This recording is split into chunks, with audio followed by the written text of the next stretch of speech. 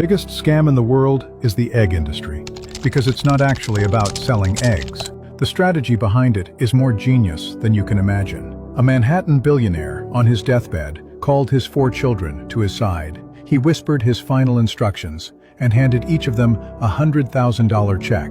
He said, "Take this money and go into the egg business for 1 month. Whoever makes the most profit will inherit the biggest share of my fortune." The 4 children took the money and went to start their businesses.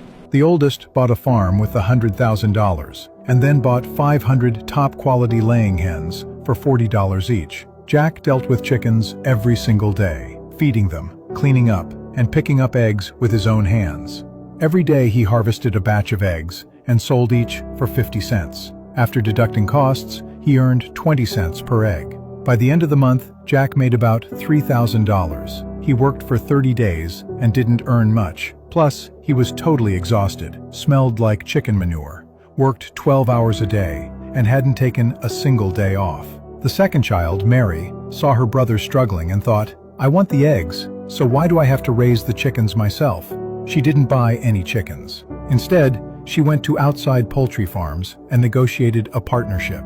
She leased hens that were at their peak production. The monthly rent per hen was only $5. With her $100,000, she leased 2,000 hens, hired a few part-time employees, and set up a simple but efficient process. By the end of the month, Mary earned about $12,000. With the same starting capital as Jack, her profit was 4 times higher, and she actually had time to rest. The third son, Marcus, saw his sister's operation, and his ambition grew. He didn't want to be trapped by just his $100,000. He went directly to food manufacturers, large restaurant chains, and industrial bakeries that consume thousands of eggs every week. His pitch was simple. "I'll supply you with eggs at 10% below market price, but we sign a contract, and you pay 30% up front." Those companies hesitated, fearing Marcus would run off with the money, so he used his father's reputation as a guarantee. The buyers signed one by one. He collected over $500,000 in prepayments, rented massive coops, hired workers, and expanded the scale to 20,000 chickens. By the end of the month, Marcus netted over $120,000. The starting capital was still that original $100,000, but Marcus figured out a powerful logic.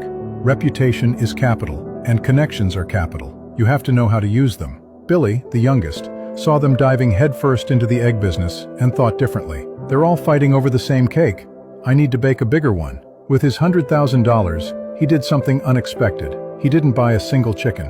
Instead, he spent the first week doing research, talking to farmers, and visiting distribution centers to master the entire industry's logic. Then, he built a simple app that connected small poultry farmers directly with local restaurants and grocery stores. No middlemen.